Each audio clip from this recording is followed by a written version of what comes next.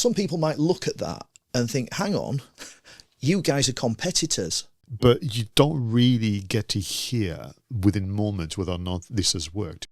Oh, well, actually, you're in luck, because only recently I explore this. And if you go on my website, there's an article for this.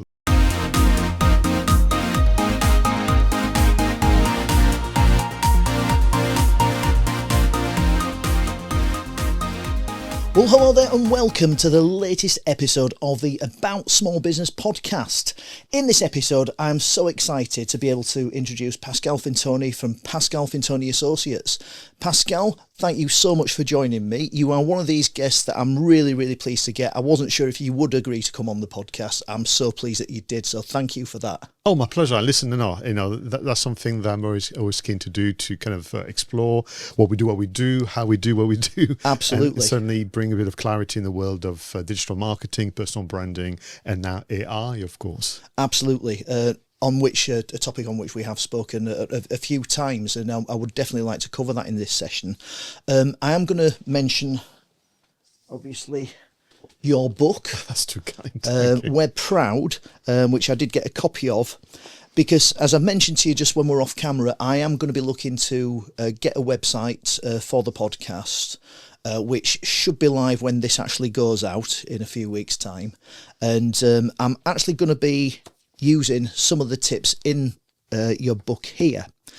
I've made a note of a few takeaways that I've got from the book that I would like to discuss in a little bit more depth, if that's okay. But first of all, if I can just find out a little bit more about you yourself, because obviously you are French, and just how did you find yourself in the UK running a marketing business? Oh, that's a very good question. And very interestingly, I had to update my biography recently for a speaking engagement. And it was rather distressing because I had to update the number of years I've been involved to around 30. I used to get away by saying 25 plus, but more recently, Barry had to go, and it is actually a proper 30. So what happened really is in the early 90s, I went into education to become an English teacher in France. Right. So that was really what I wanted to do. I love the English language. I love the way it opened the doors to understanding, the music and the world of film, fashion. And you have to understand that for Europeans, the UK has got such an amazing standing in so many different parts of life, lifestyle, engineering, software development, computing. So it was just an exciting place to be. And so the English language was something that I was particularly good at. I just had a knack for it. I understood its logic and everything else. Clearly better than my French, as we already established. So. Well, I have to tell you that French grammar is something I've forgotten all about now. So I cheat now if I have to send any messages to France. That is interesting because as someone that's gone through the grammar revolution in the English schools, it's often the MFL teachers, French teachers, who have got by far the best understanding of grammar. So that's a really interesting thing that you've mentioned there. Yeah, well, actually my first job in marketing, we'll come on to that, was to do copy checking on travel brochures. Right. Because the manner in which we had to learn the grammar and getting just right, as well as everything else that came with it, was I just retained it, and I was able to do better than local people and English-speaking people. But as a result of which, my French, after 30 years of, it's been 34 years now in the UK, I've lived, is become the poorer. So I cheat. I use Google Translate if I have to. So I write it in English first, get a French translation, correct it, and then send that to France. Yeah, of course. Wow. I've gone native, not completely. So when I was at Bordeaux University, I was told there's going to be so many applicants for English teaching positions. Right. And there's going to be too many of you. So to have an advantage, to have the edge, to spend some time in the UK would be wise as part of your CV. And so literally I did my last year to qualify as an English teacher in London. And back then we were receiving the lessons by post. There was no internet. So literally you get a parcel in a brown bag, and you had very poorly printed lessons, which you had to go through and then take the exam and then send them by post with the fear of it getting lost and not passing the exam. So I passed the exam, but actually this year away from France, from the university environment, made me realize that is not what I wanted to do with my life. Right. That said, I didn't know what I wanted to do, but I just knew that I didn't want to be a teacher. So it was a very embarrassing conversation to ring my parents to say, by the way, all that money you spent on my education, I've changed my mind. I do not wish to be an English teacher. What do you want to do? I don't know. And my father, I said, well, over to you. Sort yourself out. But no, we're not going to pay for you to live in England just for the sake of it. So I worked in hotels and actually a video store for a year, which I think had an impact on what I'm doing today. And then went back to uni. So was it Blockbuster by any chance? Or was it, at the time, was it Video? It was an independent, but yeah, Blockbusters was around, of course. If you're enjoying this content, please do like and subscribe to the channel. Don't forget to hit the notification bell to let you know exactly when another podcast's going to drop. So I then did a 3-year course in 2 years because I had already the degree, and I went into business and finance with a marketing option. And I realized that that's what I was passionate about, that communication element, engaging customers, coming up with creative campaigns, studying campaigns and so on. And I got my first job in London in the kind of mid-90s for a tour operator. Did you find your training as a teacher, did you find that helped with what you were doing in the business and marketing?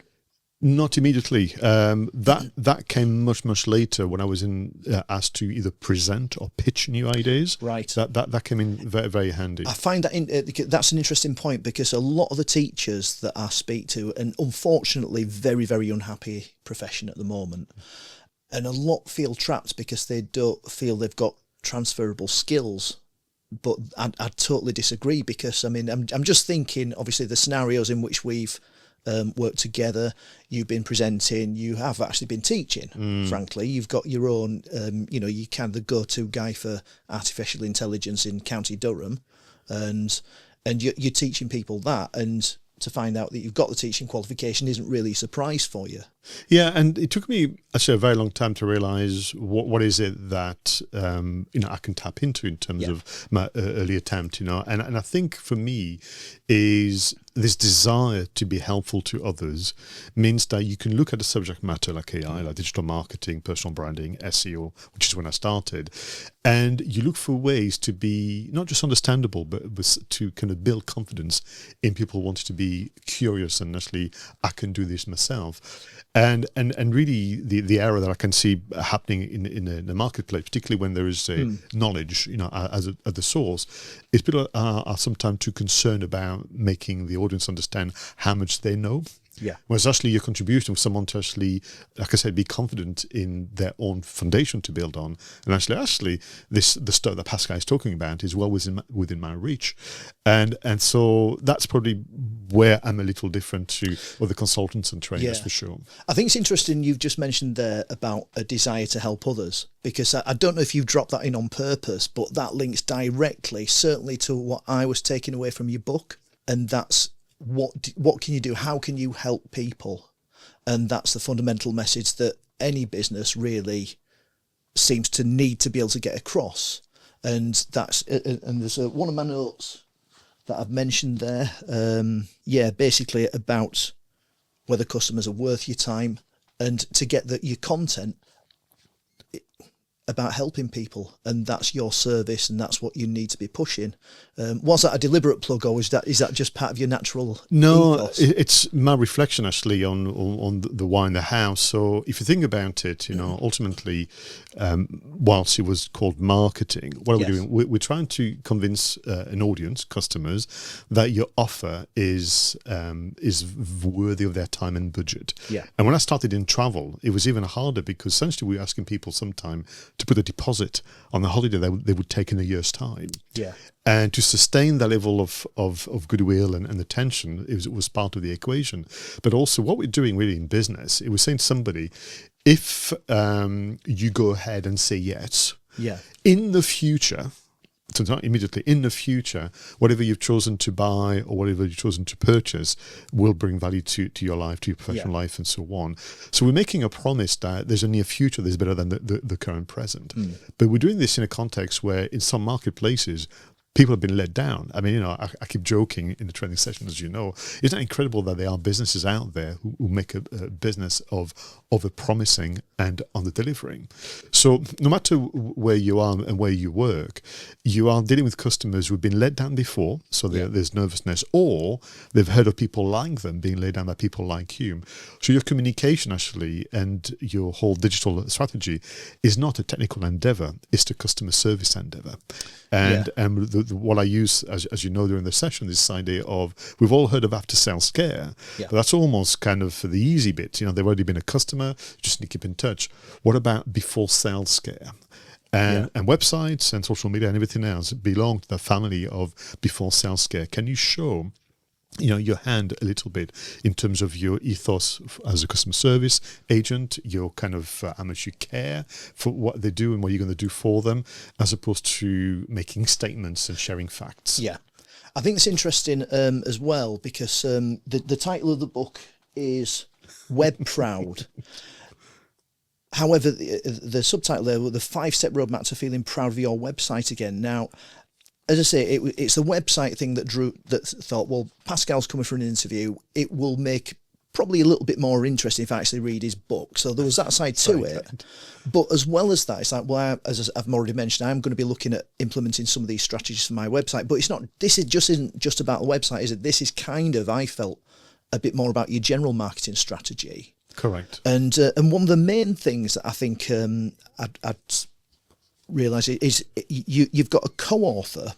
You have your own marketing company, and you've teamed up with Johnny Ross, who also has his own marketing company. And I think in some people might look at that and think, hang on, you guys are competitors, so how's that going to work? Let me tell you about the journey. So Johnny and I met at an event where we were speaking. Yeah. So I spoke and delivered my message. He spoke the original message, and I really liked him. I liked him a lot. I liked his honesty, his values. I thought there was a connection there. So I spoke to the organisers, and I said, I think there's something in there where Johnny comes from a hard, in a good way, commercial environment. He was under pressure to sell via a kind of e-commerce website. He's quite a no-nonsense guy, isn't he? That's right. I come from a reputation management, content marketing angle. So we deliver, seemingly on paper the same, but actually we have very, very two different mindset, two different career paths. You could argue. And I said, I think there's something in there where we could create a special event where people could come for a day and completely relaunch their website by learning from Johnny and I, different perspective. So it was like a mastermind day, if you will. It was in Leeds. I remember that vividly. And during that day, people were tasked with explaining their businesses, giving a description of their favorite audience, and then literally turn the laptop around and let people visit their website. Yeah. And there was maybe, Barry, about 30 odd people in groups of 5 or 6. And the reluctance for people to show their website in that day derailed actually the mastermind day because they were embarrassed about their website. Yeah. And that was the genesis of saying, right, we have a problem here, Houston, literally. If people are so embarrassed about their website that they are almost like frozen on the spot about doing something about it, then can we flip it? So it kind of stayed with us, and that was many, many years ago. And well, during COVID, when you have lots of time on your hand, absolutely, and boredom starts to become like despair. Johnny and I thought, do you remember that time? Do you remember that day when people were embarrassed by their website? Yes, I do. Is there a way we can switch that round and for them to become proud of their website again? And so it began. So from a kind of experience point of view, I also knew that writing a book for me felt very daunting. For all I can master all the other form of communication. Really? That's I interesting. applied a bit of self-awareness. I thought, I need a co-pilot here. I need someone that's going to hold me to account, because if it's down to me, that book will never, I'll write a bit every so often, but it will never have that pace and that kind of momentum. I think that's really interesting that you've got that self-awareness and a really positive thing. But I think the other thing that you actually, one of the strategies that you mentioned in the book is about kind of joining forces, and by working together, you also then tap into each other's networks, each other's customer bases, which in itself is a great way of getting traffic to one of your websites, and you're advocating something that you're actually doing in the book there. I do, yeah. Call this guest marketing, which is a label that I'm sure others have used before. But this idea of, the website today compared to when I did my first website in 1994, as the book intro will tell you, is the website today is no longer the online brochure. That's what we. So I remember when I was called into the boss's office when I was working with a tour operator, the logic back then was to go from print media to digital media. So we had a very, very thick brochure full of hotels and description and what other kind of things.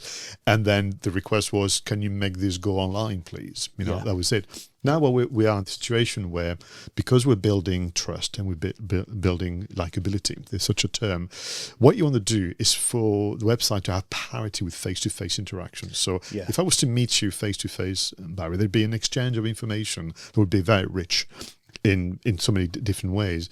And very often what you have is then, let's say, I've met you, we had a great conversation, I'm absolutely convinced that you are, the right contact for one of my, connections.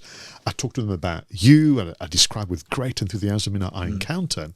Then they go on the website and it's like a disconnect, thinking, well, I don't get it. Pascal was so enthusiastic about this gentleman, but on the website, by the way, I've not been on your website for quite some time, Barry, so I'm probably not describing this correctly, but it's like, that's interesting because... It does need a refresh, it's got to be said.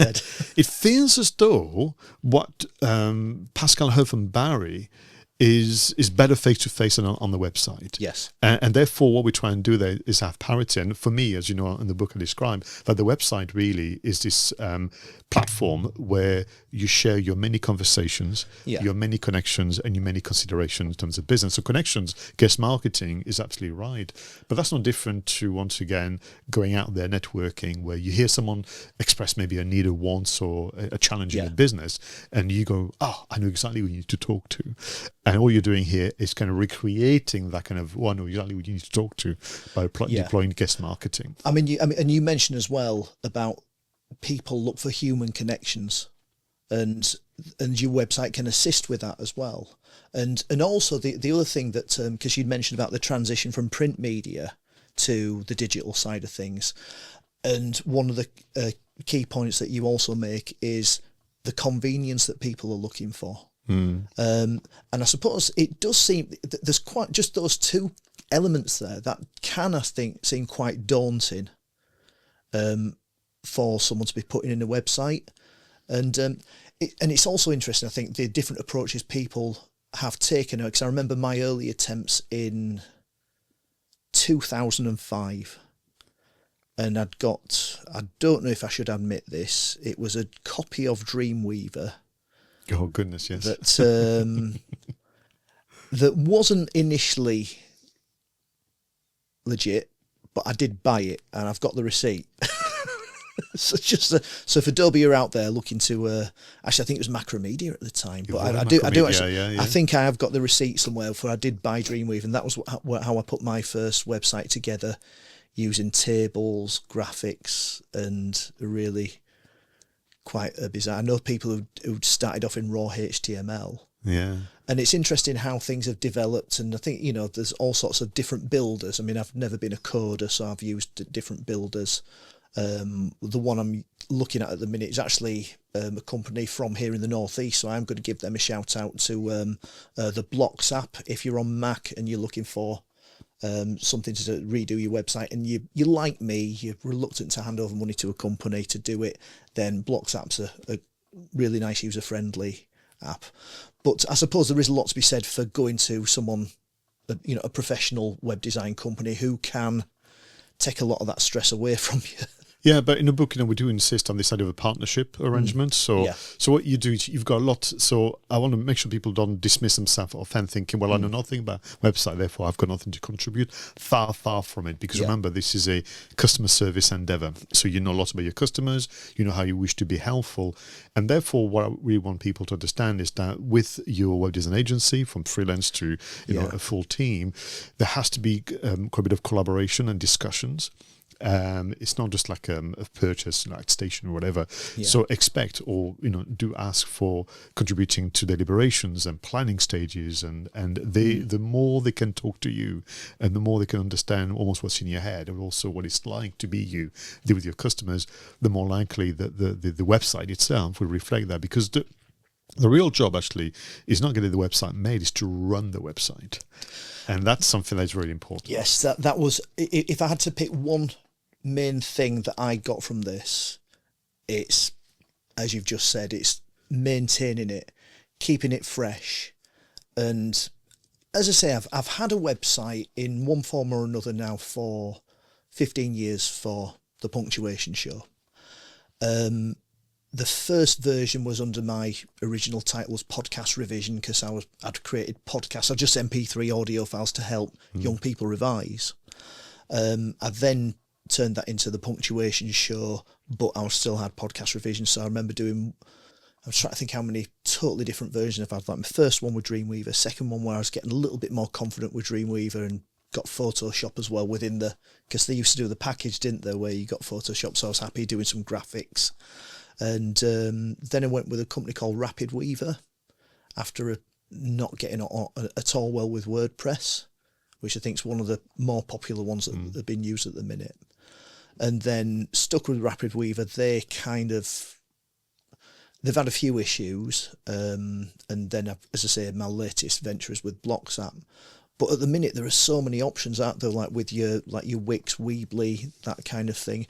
Out of curiosity, what do you use for your own website? So for me, it's only because of legacy. It's WordPress. But I've gone through all the other brands that you mentioned, including Dreamweaver and hard-coding HTML, which is actually good to have gone through that because, you can be a better participant, when you do the website project and so on. But what is nice, really, is that collectively, that industry, if that's the right term, they've done it such a way that there's good, kind of level playing field now. Yeah. So there isn't one better than the other. It's more about your own ambitions, about how complex you want it to be. But you've got to be careful because most website visitors have got very, very kind of simple wants and needs in terms of what they desire. What, therefore, the energy should be spent on is tone of voice. And again, that parity between the online experience and the face-to-face experience. And I know some businesses will be kind of hard e-commerce enterprises where there isn't that level of interaction. But actually, I would be very careful here because the number of people who have bought things online, let's call them faceless enterprises who would then be disappointed. The only way you're going to be different and reassure them that you're not one of them is actually to put the people message forward, which is a big part of the book, as you know. And so the hardest thing people tend to find with the website is actually remembering that it's literally an echo of face-to-face interaction, not what you compile together for your next board meeting. That kind of very matter of fact way of talking, whatever. It's that, being super helpful if, literally you could be in a meeting situation with a customer or future customer, and someone could take notes about how you say what you say and how you describe what you describe, and everything that you do naturally as a storyteller. That element of the conversation, sometimes I call them power sentences. Yes. They have to go on the website because ultimately I always say to them, so did you recently have a good conversation with a prospect or a customer? People say yes. And did you feel you were being helpful? And they say yes, and so on. So I say, well, what a shame there was only one person, not 100. And the website essentially is there to reproduce those content moments or kind of key moments in your life. Yeah, it's absolutely true. I mean, I found any conversations, if I'm trying to pitch my business now, it's rare that I get the opportunity to do it verbally. I do have a telesales background. I do have some quite a bit of training in that, but practically thinking about it, every conversation I've had where I've had the opportunity to actually speak to someone about my service, I've managed to convince them to go, and it's converted into a booking. You're not getting that same, because teachers are so busy.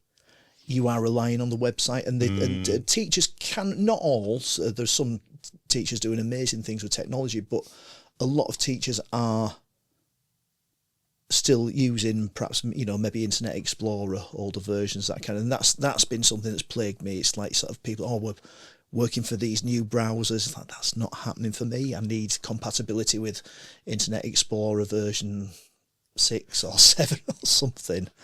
But yeah, so I mean, that human connection, if you can get that onto your website. I'm curious actually to ask you, because obviously I know that you do support using social media. We've chatted already about the success you've enjoyed through LinkedIn in particular. Mm-hmm. I do know there are a number of businesses that aren't bothering with a website at all, and they're relying purely on just a Facebook page, if that's working for them. What's your view on that currently? Well, if I take you back to the reason behind the book was exactly that. I was saying to people, so you guys spend all that time on LinkedIn, Facebook and Instagram, and Twitter was called then. I still call it Twitter, I'm a rebel. If only you could put half the energy on your website. But then the reaction was, yeah, but we don't find the website just a particularly stimulating environment. We're a bit embarrassed, we don't like it, it's a bit old, a bit this, but for all sorts of reasons. But what I realised is, I get it. With social media, more often than not, you get a bit of validation on your work. You get a like, you get a comment, you get a share. And that's reassuring. That's comforting that you're not completely lost the track and that, you're getting some compliment. With a website, it's a very solitary activity. You go on the website, you tweak, you change, you very kindly follow what Johnny and Pascal have said, but you don't really get to hear within moments whether or not this has worked. And you've got to therefore have some faith in your own abilities. So what I'll then say, well, let's do at least something. Let's say you spend quite a bit of time on LinkedIn and you publish information several times a week. By the end of a typical month, a lot of information has been created and crafted by you, the individual, also missed by the vast majority of your network. People are busy. The algorithm are just awful. So I could guarantee that if you post something, even though you put your heart and soul into it, if you're lucky, 20% of your audience will have seen it. Yeah. So what about the other 80%? Well, the other 80%, what we do then is say to them, at the end of the month, I would ask you to put together a social media roundup on your website. So the best of LinkedIn, if you will, or the best of Instagram. There were a lot of plugins for Twitter feeds that just kind of kept it there as well. And I think there's, obviously, whichever one it might be, Facebook, Instagram. Mm-hmm. So it is there, and that does kind of make sense. I think the other thing that's been interesting is, and you just mentioned it there, Twitter, that's now X, which is controversial to say the least. But I think there's a lesson there for any business using social media. Certainly I think it's fair to say that, love him or hate him, Elon Musk's values aren't going to sit well with every single business. And if you've built your business and teaching, there are a lot of teachers like sort of found a nice little place on Twitter to share ideas. It was nice and simple. And if you've built on that and you've got nothing else, or like for Facebook, you kind of break the rules. I know people that have got little businesses that they've just running from Facebook pages. The algorithm changes, all of a sudden they're getting no visitors because Facebook isn't showing the page to the customers anymore. And people are, because they used to be quite generous, didn't they? Sort of going back to around about sort of pre-COVID times, and then it's like, right, we need to start paying for advertising now, and so I think that's always going to happen. So the fact that you have got your website, building your own email, and I know Johnny, I'm interviewing you, and so I've concentrated more on your sections of the book because you do divide up a little bit, don't you? We do, yeah. But I have obviously done courses with Johnny where I know he's quite big on email marketing, isn't he? Well, yeah, because ultimately, two aspects. One will be either disappointed by the performance of the algorithm, as in the kind of it's just not working for small businesses enough. Yeah. It's working okay, but not enough. And then conversely, you're back to values of the owners of those platforms. If they don't sit well with you, for all, maybe it's free or even paid for, you can't continue. And there's a link there with AI as well. Some AI platform, you may disagree with the way in which they perhaps have been negligent with the environment, or vice versa, or whether they've been kind of scraping data without permission. So there's all sorts of things we're going to make decisions. But for me, a post today literally will be forgotten about and disappear forever in 2 days' time. So it's a shame because you work so hard on that message. So at least create some sense of longevity. and add those messages on the website, but also then the website becomes a go-to resource that is talked about. Yeah. And that's the key for me. You know, ultimately, one of the reasons people are sometimes embarrassed by the website is that they've not really realized that your work is to make the website a talking point in networking event or whatever. So if you've been sharing articles, if you've been sharing stats, you've been kind of putting together useful resources, then when you go to a networking event, let's say someone express a want, a need, or a challenge, you're going to go, oh, well, actually, you're in luck because only recently I explore this. And if you go on my website, there's an article for this, or there's a podcast, there's a video. So that the website becomes this destination now that is there to be useful, helpful, and as a result of which, when it's the right time, people will get in touch for that purchase. I think that is interesting because your website also then becomes a curation of different articles, and you mentioned curation specifically to video, yes, which I want to come on to in a little while. But before I do that, I'm just interested because frequently we hear of builders whose wives can't get them to do anything around the house. I've seen web designers who can create the most amazing work with atrocious websites. I want to put you on the spot and ask you how much of what's in the book do you actually put into practice for your own business? Actually, all of it, but that's only because it's taken years to get to that point. Yeah. So it's become a habit. You know, the one thing that perhaps I don't do as much as what is in the book is video marketing, because essentially I burnt myself out. So right. I've done so much video content for so long. I was going to say, because I'm taking a break. Because I know obviously you do have a podcast with Johnny. Yes. And to be fair, those notes I've not read yet. That's my next bit. But that surprises me that you say that you perhaps neglect a little bit of the video content. Yeah. I'm just taking a break because literally I'm just wore myself out by doing so much of it. So I've gone simpler. So I've gone to audio only podcast, and I've gone back to writing. Actually, it was interesting, but that break is helpful because I find myself now jotting down some ideas for new video series. So you know, so long as you find a way to be helpful, useful. So I've gone with audio, written form, and not just video. But I know people are saying, you know, Pascal, I knew you as the video marketing guy. What's happened? I said, I've done too much. I didn't see the signs that I was burning myself out by doing so much video content, and there's a lot of it now. I mean, which I can kind of repurpose and look at. But apart from that, you know, the 5 steps as described in the book, they're part of my makeup. I mean, I know them by heart. And what was interesting about writing the book, because it's a lesson for everybody else. So this is my first book, which will surprise people because of what I do. Yeah. And with Johnny, we started actually the outline of the book. And what we're doing was looking into our marketing heroes and their books. Yeah. So we bought some, I have some lots, and we're looking at their books, and we try somehow, without realizing, to emulate our heroes. The sort of reverse engineering. Yeah. And that didn't work at all. And so we tried anyway. And eventually I said to Johnny, I am not enjoying this at all. That's weird, right? Are we supposed to enjoy the writing of the book? Yeah, right. And then we realized that actually what we had to do was to discover our style of book authoring. And so therefore we turn our back to our marketing heroes for a while and say, well, what would be us? What would be right? And what would be right is for us to be super practical and really to be educators at heart.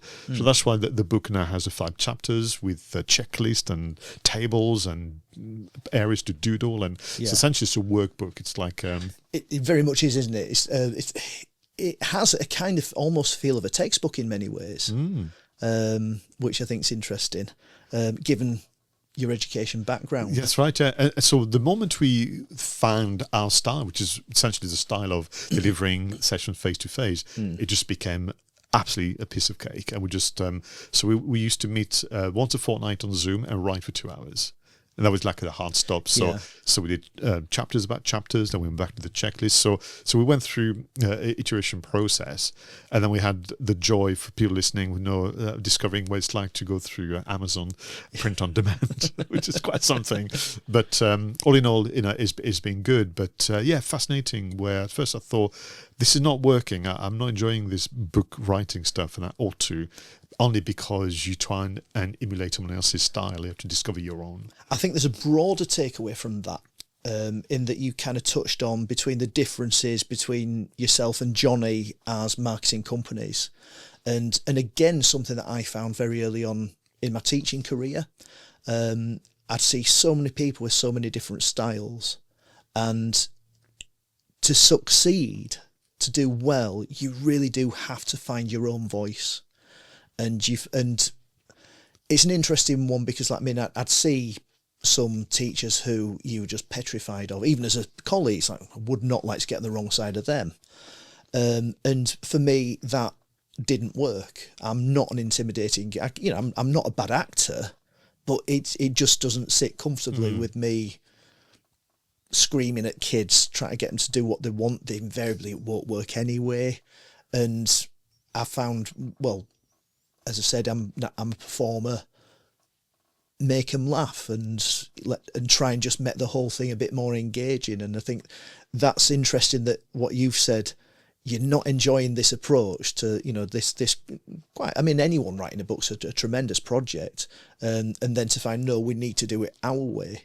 Yeah. And I think I suppose that makes most of the seminars and talks that you do quite difficult, because when all said and done, people do have to find their own way. You can give the signpost, you write them a manual, but ultimately you've got to find out what's going to work for you, and then apply those principles as well. And that's quite scary, because when you find what's going to work for you, which is, you're right, I mentioned that in a workshop a lot. Yeah. It may well be that there are no other examples like this out there that would reassure you. We all need a bit of reassurance, and if I take you back to the early days of websites, so the late 90s, early 2000s, we didn't know how to make websites, truthfully. So what did we do? Well, we looked at what others had done. Yeah. And they ended up with this sea of websites, all looking the same, all the same colors, all with we are the world leading ... And then eventually you realize, well, that doesn't work, or with visitors will tell you, we don't get it. I've looked at 3-4 different suppliers who, and I don't know the difference between any of you. So then you go back to, well, how will we do it in face-to-face interactions, with your tone of voice? And that then takes us into the area of AI, because one of the biggest risks with AI is people who believe that they don't necessarily know as much as they do. And as you know, people do know a lot more. Yeah. And this over-reliance on looking at the competition is the error of the past, and the error of the future is the over-reliance on AI to essentially do things for you when you've not yet captured your tone of voice. So the work I'm doing right now is, as much as I might guide you and a few others about how to use AI to make life a little easier from the marketing point of view, this is with a condition that you've nailed a few things. Your website experience is one of them, but also the way you do what you do and the way you express what you do is what is important to be captured as a tone of voice guide or whatever, because without that, you would not be able to get what you want from AI, because AI would just reproduce the average of everybody else's contribution. I mean, that's the key thing. I think that all over TikTok, Facebook Reels, you're getting a lot of AI gurus popping up, and they're all talking about, they've got a valid point, and they're talking about the quality of your prompts. I'm going to credit the source. As you've said in your workshops, you need to talk to AI as though it's a person. You need to make sure that AI understands its role, and make sure that it understands what you're asking, that you clarify that, get it to ask you questions, and then it can be helpful. And I suppose in a way as well, it can also help you with that tone of voice and also finding yourself, because if you treat it as a collaborator in what you're doing, then that's how you can make it not sound quite so contrived or... Yeah, and I think for me, it's back to this idea of, imagine that it is a real person is very helpful, because it makes you have more meaningful contribution as opposed to a one-off request a la search engine, which is not what they're designed to do. Yeah. And the challenge is actually, when you start with ChatGPT and Gemini and Copilot and Perplexity and all the others, imagine that you start with a new employee who doesn't know a great deal about you and your business, and they desperately need your help to understand your business your customers and so on. So the more you can bring in the form of attachments or copy and paste saying, this is my business, here's some examples of articles, go and look at my website and look at what I've done and so on, and ask the new kind of employee to study and reflect on what you've done to date so that they understand who you are. The example that I use, as you know, during the workshop is if you were to have the budget to have a PR agency working for you, they would spend the first month studying who you are as a people and as a business, because what they want to be able to do is craft press releases and case studies and book you for speaking engagement, but do it on your behalf as a ghostwriter by matching and mimicking your tone of voice. So for me, the more you can work on your website now, when you start to use AI, you've got a body of work and a portfolio that can educate AI to be your best employee recruit. That's a really interesting point that you've made, because at the moment I'm working on a project to just put together some explanations about key grammatical terms and things like that, and I've been using ChatGPT for a while, and I'm fairly comfortable with it. My wife, she's actually a paid user. She absolutely loves it for the time it saves her as a head teacher. Following the first session that I came to of yours, I did take more of a look at Claude and Perplexity.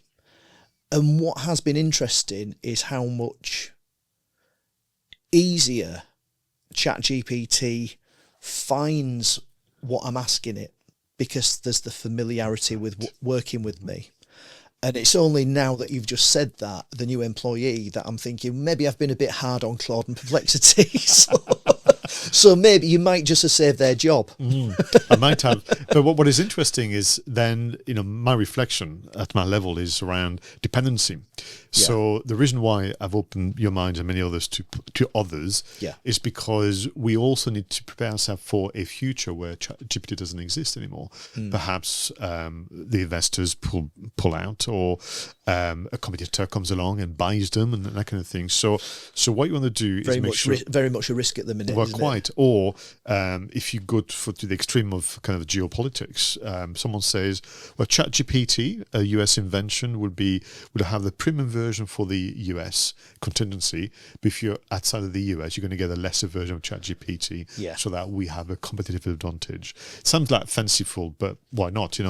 Anyway, part of being a business is to manage the risks. So I always say to my customers, if you have a good exchange, if you've created some very good outputs, save them outside of the entity itself. But then use that to educate Claude. So you could say, "Thank you, ChatGPT.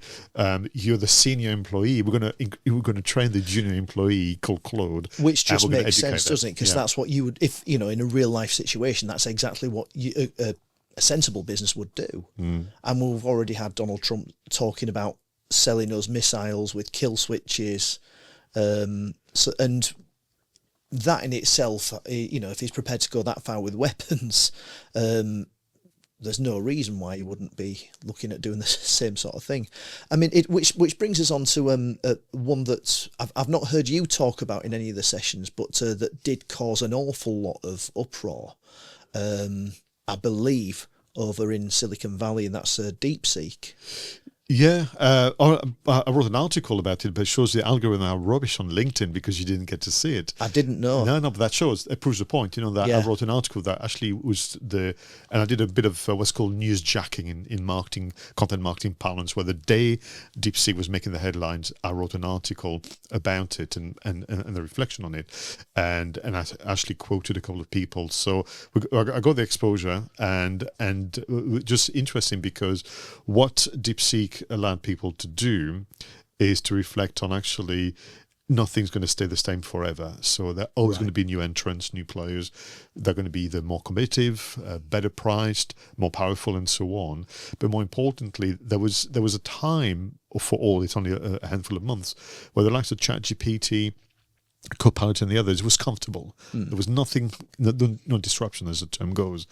And they could also start to charge what they wanted. They could start to detect the way in which it would work. Yeah. And here comes along really this this invention from a group of people in China. Yeah. I said, actually, we can do something better for less cost, less investment, but also with less impact on the environment in terms of the computing power and that kind of things.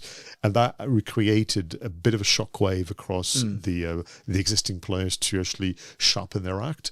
And you will have seen very, very soon after, ChatGPT got a bit better, a bit closer to being helpful and so on. The challenge that you've got, unfortunately, is around the provenance of those platforms. And DeepSeek is a Chinese creation for all they are Chinese, and that leads people to being concerned, rightly so, by data privacy and the likes. I mean, have you used it very much? So I did the test with DeepSeek, and for sure it was very, very impressive. And I keep a watching brief on it, but I've already have 5, 6, 7 AI platforms on the go, and practically I just didn't have the time to have an 8th one. But my position is still the same, which is for all of us to be skilled AI operators, but not necessarily loyal to a particular platform, because if you look at the history of search engines, and we do that together during the workshop, where I ask, with a bit of a smile on my face, what was your first search engine? What happened to Yahoo? Alta Vista. Alta Vista, Ask Jeeves. It's still going, actually, isn't it? Alta Vista. I've not Googled it for a while, but I'm sure I read somewhere that Alta Vista is still going. But, you had GeoCities, you had all of the Lycos was one of them. You had all those. And they don't exist, or they've even become with something social else. media as well. I mean, like sort of the Friends Reunited, the sort of forerunner, and then MySpace, who bought out by Rupert Murdoch, very successful media mogul. Should have been. That. And it's and then as you said, the disruptors come along, the young upstarts that come on, just smash it out of the park. The one I miss a lot is Google Plus. Google Plus was very, very clever. And unfortunately wasn't invested upon by Google, so it was their version of, it was a cross between actually Facebook and LinkedIn to a point. It became Google My Business, didn't it? No, actually, it was separate altogether. Really? So it was like it had a G plus and the I red remember logo. that, but maybe I misunderstood the article, but I seem to remember someone saying that I think maybe they were going to be pushing the Google My Business rather than what they were hoping to do was to combine Google Plus, the social network, with Google Maps. And actually they did some good demonstrations. Google have a conference every year called Google I/O, and they showed what you could do. So literally your Google Maps entry for your business could become a social network. You could connect all your customers, but also what was clever about Google Plus, you could organize people into circles of interest. So you could say, I'm writing an article about topic A. Can you please only show this to people in circle A, and vice versa? So Google Plus was really, really well thought out, but for reasons that I don't fully understand, it just got discontinued. And it's heartbreaking, because also when you wrote an article on Google Plus, think LinkedIn, it was ranking quite highly on Google search and search results. So this is the one that I miss most compared to all the others, I must say. I think that's interesting, because within your book, just to bring it back to that, there's obviously you do cover SEO. But I felt, and I don't know if it's the intention, but I felt like the SEO wasn't perhaps as much of a priority as it might have been had it been written by someone else. I have also, in fact, quite recently, I've chatted to people who believe SEO, as it is at the minute, is dead, which I'm not sure. I don't think I agree with that point, but that point of view is out there. What's your view on that? Yeah, so with the book, we really made up our mind quite early on that we would cover SEO, but for people who don't like SEO. Right. So as an audience, as an archetype in mind, because I think that means that everybody else is going to get something. So the challenge you've got with something like SEO or AI and all the others, you've got two extremes. You've got people who are going to go all in on the technical side of SEO, and good luck to them. And you've got people who are going to completely retreat from SEO, thinking it's dry as old sticks, it's not particularly plausible. if you Yeah. think about it. And also, more importantly, when SEO is not explained the way we chose in a book, it's completely disconnected with audience and customer service. So our approach in the book was to actually explain SEO in a way that is very customer-centric and very much more appealing in terms of the way you go about it. What I picked up was things are kind of more organic. It's about the focus, I felt, is very much back to basics. And as you said, Rita, how can I help people? How can I serve you? How can I get to know you? And I think, to be fair, that's kind of what Google wanted to do initially. Is that we wanted to connect people like that together. They want to say, right, if you're looking for help, I can show you this guy who can help you. And that's, I suppose, the most organic SEO. I was reading, actually no, it was a TikTok video, and there was a guy claiming to be an ex-Google employee. Whether he was or not, I'll never know. But again, he's saying, like, your apples are always going to feature highly in SEO because they're Apple. Your big tech firms will always feature because they're so relevant. So there is only so much game in the system that you can do. Whereas what you and Johnny are both saying in here, it's about doing what you do well, making sure that you're serving your customer, making sure that you know your customer, and that is how, and you keep your focus on that, and that's how you're going to get your best results. Yeah, we call this commercial SEO because essentially it has to be linked to a level of result in terms of inquiries and sales, interest and so on. Because I think if you're not careful, there's a form of SEO which is can be very charming, as in you lose time on it, where you get involved in extensive keyword research, you get involved in extensive optimization and so on. But in fact, as you know from the book, the real art of SEO is more akin to online PR than it is to anything else, whereby not only do you have a website, but you get people to discover you have a website. Yes. And the only way to do that is go back to what you were saying, which is guest marketing, where either you're going to be a guest blogger, you're going to be a guest on a podcast, you're going to do a number of things where currently your customers are paying attention, you need to find a way to get involved, and it's a bit like SEO done the wrong way would invite you to launch your own newspaper. Yeah. And for me, you're better off actually having an article in a well-established newspaper, and they're the two types of ways of doing SEO. For me, dealing with businesses where time is of the essence, pace as well. So we're going to be careful about the whole content marketing, digital marketing stuff. You can find if you're not careful, you'll be doing it in a way that is slow. So. And you won't be able to tell because you have evidence that you're doing a lot of good work. Look at all the content I've done, Pascal, and look at all the things I've done. Yeah. But actually, the pace at which people are discovering your business is quite slow. And that's not something that I'm particularly keen on. I want to find a way, without compromising quality, for the pace momentum to be quite significant, particularly when I work with startups. Now, startups, they need to survive in the first 6 to 12 months on whatever finance they've been able to raise. After that, they have to have revenue. So they cannot deploy the kind of marketing of an established business where time is on their side.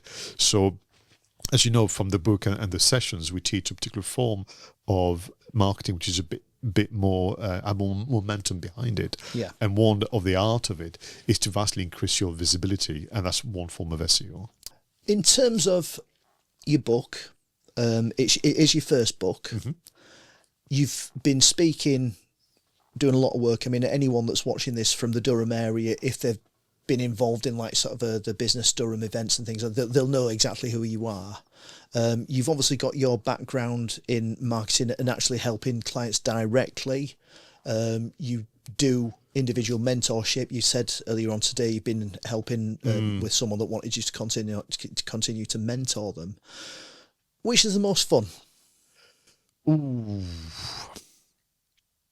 I can't answer that, and I'll tell you why. Because they each give me an immense sense of satisfaction and reward and feedback, but also the diversity is what I need.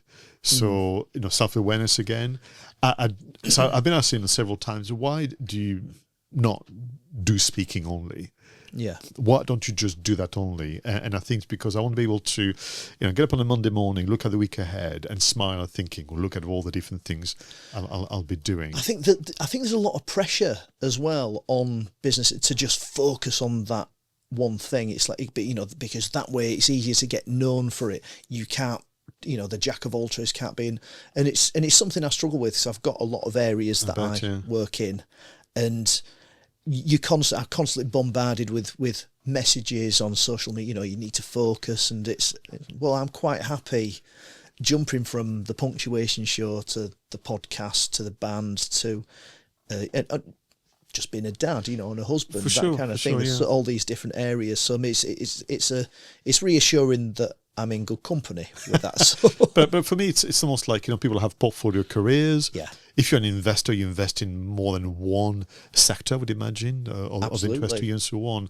What I will say is, and because my web designers I'm going through a refresh of my website, hence why I can guarantee you that I'm applying everything we talked about today. They're challenging me saying, what you do is multifaceted, but that's hard for us because it's trying to capture into a single message. And I said, well, you can't, but for everybody listening and watching, what you can do there is go back to the common denominator. So what is the common problem or the common kind of objective that I'm helping? And I'm helping people reconnect with who they are as people and businesses and find enjoyment in running their website and by extension their whole content marketing, and therefore I do it in multiple ways: one-to-one, one-to-few, one-to-many, online, offline.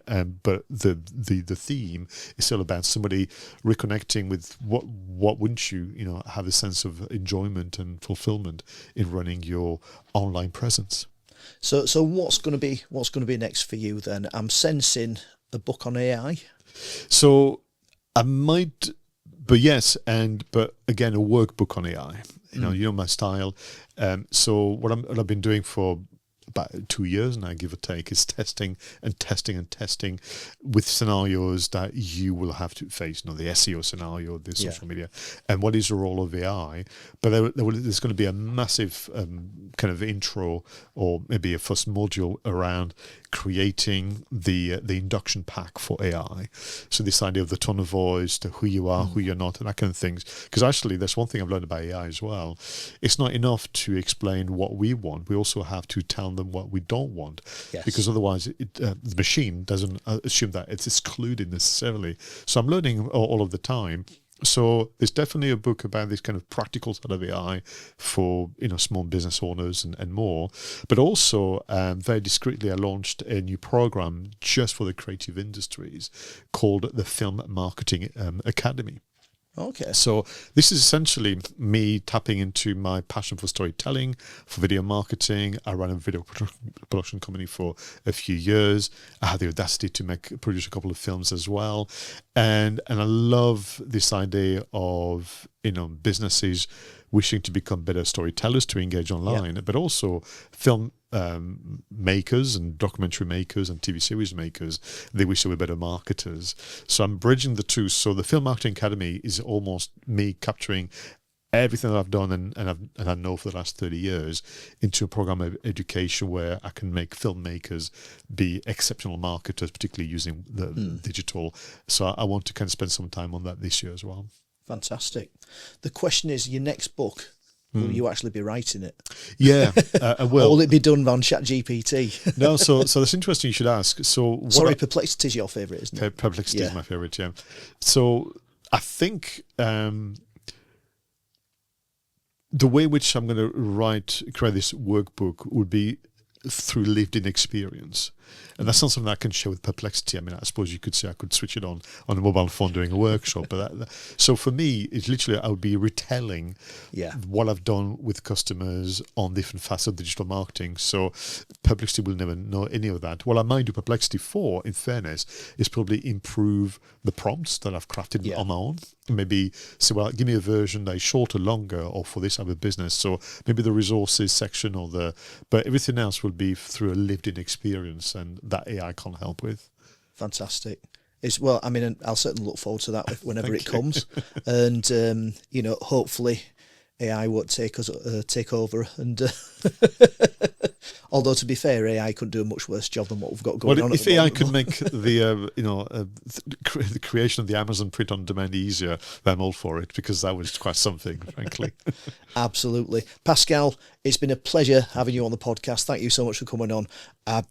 I wish you well with everything that you're going to do. I've no doubt that we'll be speaking again. I'll be sat listening to you again. So thank you very much. Thank you. Cheers. Thank you.